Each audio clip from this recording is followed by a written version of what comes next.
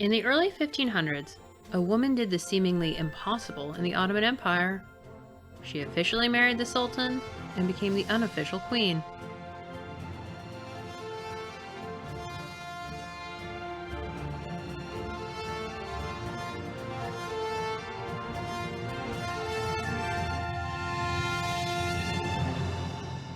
Hello and welcome to Footnoting History. This is Elizabeth, and in today's episode, we're discussing the role of women in the royal family of the Ottoman Empire. Well, specifically, we're discussing the role of Roxolana, the absolute game changer who paved the way for later royal women to increase their influence at court. Much like my episodes on the Haitian Revolution, today's analysis of the past is also because I found myself teaching a topic about which I knew very little, the Sultanate of Women. And as one does, I decided to find out more. I was very lucky to discover Leslie Pierce's work, Empress of the East, on Suleiman the Magnificent's wife. But I discovered very quickly that when examining Roxolana and other important women of the Ottoman Empire, there's this massive caveat. You see, it was considered impolite or unnecessary for Ottoman diplomats to talk about women, full stop. Which means that what we learn about these women is limited often to reports by foreign ambassadors or visitors who never even met them. We are somewhat lucky, as I'll explain, to have some more materials about Roxolana's life, including some letters she dictated to her husband. But overall, historians such as Pierce who work on this topic do so by weaving together disparate sources to try and make a whole picture. And will I succeed in doing that? I hope so, dear listener. Now, to fully understand the world that Roxolana turned upside down by marrying into, we need to look at the Ottoman Empire more closely. To start, the Ottoman Empire was founded in the 15th century. The Ottoman Empire covered a larger geographic region of Asia and Europe for several hundred years. And the expansion of territory is one reason for the system of rule and succession that the Ottomans adopted by the 16th century, which is the time period we're discussing. While the dynasty that preceded the Ottomans, the Seljuks, had a tradition of powerful noble women, the Ottoman forged, at least initially, a different path. They also rejected the European practice of primogeniture, where the oldest son was the natural inheritor of his father's kingdom. These two dynastic decisions had massive impacts. As the Ottomans conquered land, they also captured and forced people into enslavement. Enslaved Christian boys were sometimes elevated to the rank of janissary, which was the Sultan's personal military force. And enslaved Christian girls, even more rarely, sometimes found themselves becoming the concubines of the Sultan. For over a century, the Ottoman sultans did not marry. Their concubines, who were converted to Islam, bore their children, and if the child was a male, the concubine and the son would eventually retire to a far-off province where the boy could learn how to govern. By having the Sultan's children be born of enslaved women, the Ottomans cut down on the potential conflict of warring branches of the family tree. They also limited generational conflict in another way. When the father passed away, all of the brothers, and sometimes some cousins and uncles, with a claim to the throne, argued over who would take over. The claimants' mothers participated in behind-the-scene plotting and some diplomacy. When the new sultan was proclaimed, the most popular claimants who did not succeed, often again the sultan's brothers, were executed, so as not to pose a continued threat to the new sultan's power. As it was considered wrong to spill the blood of a member of the royal family, the executed claimants were strangled. Raised in this world in 1520, a young man named Suleiman found himself a sultan upon his father's death. Suleiman was just short of 26, and he had his mother to thank for his new rank.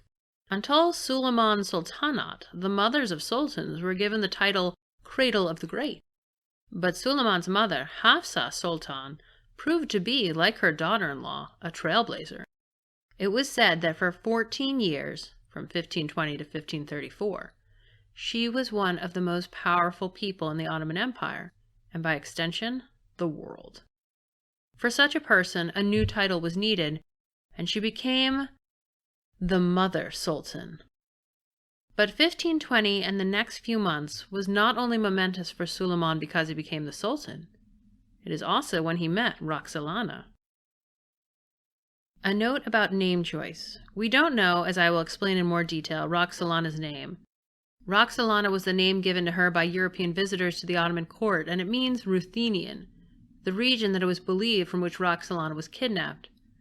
The Ottomans called her Hurrem. Pierce chose to refer to her as Roxolana, and I'm continuing in that tradition. I suppose what we could say we do know about Roxolana is that she was a survivor. Interestingly, or I guess just matter-of-factly, in my process of research and writing, I, understandably, read works and take notes. Then I write an initial script based on what I remember so that it all kind of flows as a story. I wrote the line that Roxolana was a survivor and had to go back later to check something in Pierce's book, and then I realized that she too had a line where she said that directly and succinctly. She literally said Roxolana was a survivor. I didn't write this down as a note, and I'm not sure if it stuck in the back of my head, but it does speak to all that she lived through to eventually achieve her place in Ottoman society. So then, what did she survive?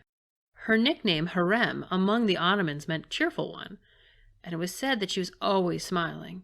And yet, why she came to be in the Sultan's harem was not a joyful one. You see, in 1441, the people of the Crimea became independent, and, to finance their lives, they began to run slave raids on neighboring areas, including what we would term Russia, Poland, and Lithuania. It is estimated that these raids, which last until 1774, are responsible for the kidnapping of approximately 20,000 people per year, and over 1 million throughout the centuries. Like other slave raiders, including those in Africa, we know that many of the people who were deemed inferior and unable to be sold as an enslaved person were murdered outright during these raids. Then, the majority of newly enslaved peoples were brought to the Ottoman slave markets, but they were also brought to slave markets in the Middle East as well as in Genoa and Venice in Europe. It was in one of those raids that Roxolana was captured, potentially around the age of 13. While for centuries it was believed that Roxolana came from Russia, evidence now suggests that she was from Ruthenia, an eastern Slavic area which was then under the control of Poland. According to Pierce, she was most likely born Anastasia or Alexandra, potentially between 1502 to 1504. We don't know anything about her birth family other than they were Christian, because we do know that Ottomans only used Christian women as concubines for the Sultan. There are rumors that Roxolana's father may have been an Orthodox priest, but again, we don't actually know that. Later stories on Roxolana's life were potentially invented once she became the Sultan's wife in order to give her an elevated history. But the raid Roxolana survived would have been brutal. As mentioned, these raids were, unsurprisingly, not peaceful, and for each person captured, many others were killed. We don't know if 13-year-old Roxolana had any other members of her community to travel with as they walked to Kaffa, a slave market in the Ottoman Empire. Pierce argues that 13 seems to be an understandable age because it would make Roxolana old enough to survive, there's that word again, even if she had no one who knew her. The walk to Kaffa was awful. Witnesses who watched the newly enslaved walk by recorded in letters and journals that they didn't know how any of the kidnapped people survived, as their treatment was notoriously bad. It was violent, they were chained, they were underfed. Depending on from where Roxolana was kidnapped, there is some belief, as mentioned above, that she was 13 and it happened in the year 1516. Roxolana was not chosen as a concubine by Suleiman until 1520. For that reason, we have 4 lost years during which Roxolana would have been traded and sold and tutored. The enslaved were subject to physical examinations, and for women who were considered concubine potential, this included a virginity check. Who knows how many times Roxolana underwent this examination? Did it start when she was a 13-year-old child? According to reports, Roxolana was red-haired, a trait only one of her children would inherit, and also attractive, but not overwhelmingly so. She was, however, pleasant and cheery and intelligent. These traits must have stood out to those buying and selling her until finally she ended up in Suleiman's harem in the Old Palace, the home for Ottoman women. Even in the harem, though, it was not a given that she would become Suleiman's concubine. Later reports said that the Sultan would walk past rows of potential concubines and drop a handkerchief in front of the woman he desired. This story appears to be false, and it's more likely that within the harem, Roxolana impressed either Suleiman's mother or another high-ranking woman who suggested that the new sultan choose the 17-year-old. The women of the old palace were educated in domestic arts, converted to Islam, and taught Turkish. As kidnapped and enslaved women from other regions, they didn't speak it or read it. But those chosen to be the sultan's concubine also had to be innately smart in the ways of palace intrigue and diplomacy. Concubine mothers of princes were expected to raise their sons up to be a potential ruler, and therefore only the brightest were chosen for the sultan. Roxolana must have satisfied these requirements, and based on what she accomplished, whoever singled her out was not wrong. Starting in 1521, Roxolana gave birth to 6 of the sultan's children, 5 boys and 1 girl. This was unheard of. In the Ottoman royal family, the sultan's concubine was to retire to child-rearing the moment she gave birth to a son. Concubines who gave birth to a son were no longer considered sexual beings. They became mothers preparing their princes for the future. And yet, for a completely unknown reason, after Roxolana gave birth to her first child, a boy, in October 1521, the sultan requested she return, and within 4 months she was again pregnant. And then again a few years later. In between military campaigns, Suleiman continued to return only to Roxolana. As far as known, he never took another concubine, nor did he ever have children by anyone else. Suleiman and Roxolana were in a monogamous relationship. We have 2 anecdotes from this time period that demonstrate the importance of Roxolana to Suleiman, but also how not everyone was a fan of that, including, unsurprisingly, other concubines. These stories were related by European diplomats who visited or lived at the court of Suleiman, so they're all hearsay, but they also give us some insight into how Roxolana was viewed. The first anecdote revolves around her reaction when a high-ranking member of the Ottoman court gave Suleiman and his mother 2 enslaved women as potential concubines for the sultan. Allegedly, on learning this, Roxolana had an emotional outburst about how much this hurt her, and so the sultan and his mother sent the enslaved women away from the old palace to serve other roles. The fact that this story has not just the sultan but also his mother feeling remorse about hurting Roxolana demonstrates how important she was to both of them.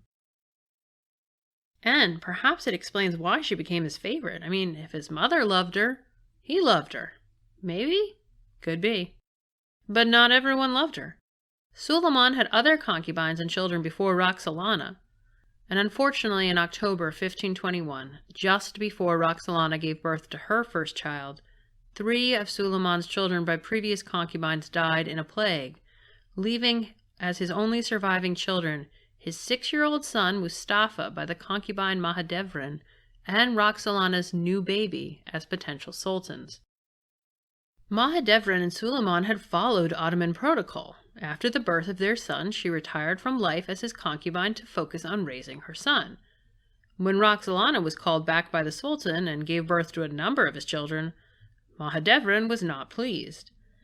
At one point, the women had a physical fight that allegedly left Roxolana with scratch marks and bald spots. A few days later, the sultan sent word that he wanted Roxolana to, come visit him, and she sent back a message that it would be an insult for him if she arrived in her current state. Suleiman learned then what had happened, brought both women to him, and chastised Mahidevran for her actions. What contemporaries took from these stories was that Roxolana was definitely Suleiman's favorite, but that she was also capable of using his love for her to manipulate him through emotional displays. We don't hear much of Roxolana, though, until 1534, when she and Suleiman, get this, got married. Early in 1534, Suleiman's mother passed away, and within 2 months Suleiman had married Roxolana, an act that no Ottoman sultan had engaged in for nearly 100 years. And eventually, Suleiman installed Roxolana in the new palace, heretofore the residence of men, and only where concubines visited, not resided. Roxolana was the first royal woman to live in the new palace. Another tradition was also changed at this point. While all of the sultan concubines were enslaved women, 2 rules had been created for them. First, if a concubine gave birth to a prince, she could not be sold or sent away during the child's upbringing. Then, When the Sultan passed away, she was to be given her freedom. Side note, granting freedom was not unheard of in the Ottoman Empire. In fact, there was a rule that enslaved people were to be freed after 7 years, and while not everyone adhered to this mandate strictly, it is one of the reasons why the slave trade was so ubiquitous in the empire. Okay, but back to Roxolana. Before hers and Suleiman's marriage, she was granted her freedom. Therefore, after the wedding, she was the queen in everything but an official title, mainly because the Ottoman did not have an official title for queen. Suleiman and Roxolana did not publicly celebrate their wedding for 2 years, and that was because Suleiman went away on a military campaign. But when he did return and they did celebrate, quite magnificently, European diplomats were taken aback. And it was at this point that people in Istanbul began to refer to Roxolana as a witch. For those of us who study early modern European history, believing that a queen has bewitched the king isn't a shock. It was, after all, one of the accusations against Anne Boleyn by Henry VIII right before he had her executed. But although people in the streets, according to these same European diplomats, began to refer to Roxolana negatively, Suleiman seemingly never wavered in his love for her. If anything, I'm reminded of Tsar Nicholas leaving his wife in charge when he went to the front during World War I.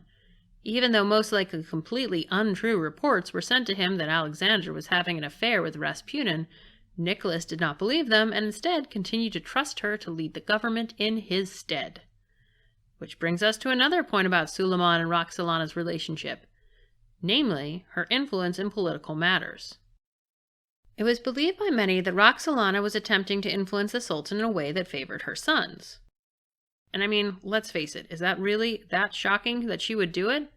It was Ottoman tradition, as mentioned, that upon a sultan's death, and once the new sultan was chosen, his brothers and other male relatives seen as competition were killed. As the mother of 3 young men believed to be capable of leading, her 4th son suffered ill health and was not seen as a possible contender. And she was also the stepmother of the Sultan's oldest son, Mustafa.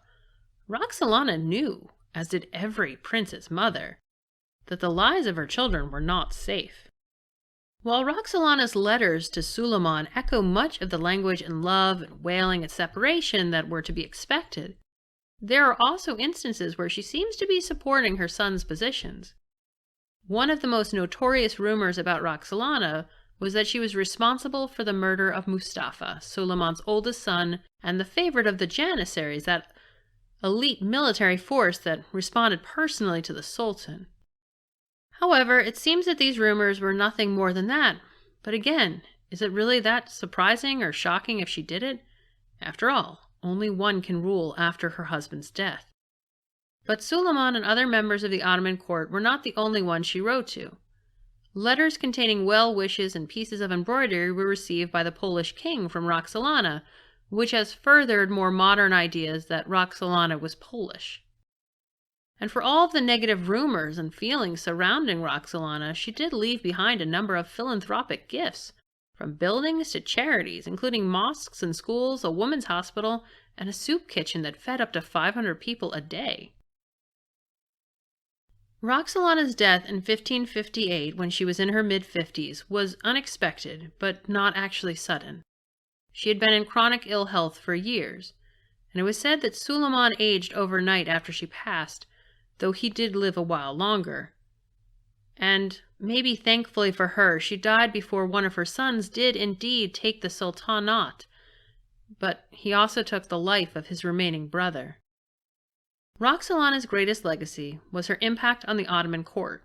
She ushered in a period known as the Sultanate of Women, where royal mothers and wives and daughters provided advice regarding the running of the empire as well as philanthropic activities.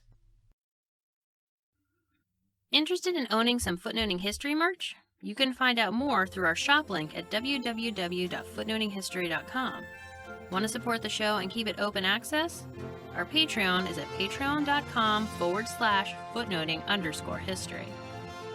You can also follow us on Twitter at History Footnote or Facebook and Instagram as Footnoting History. And of course, the best stories are always in the footnotes.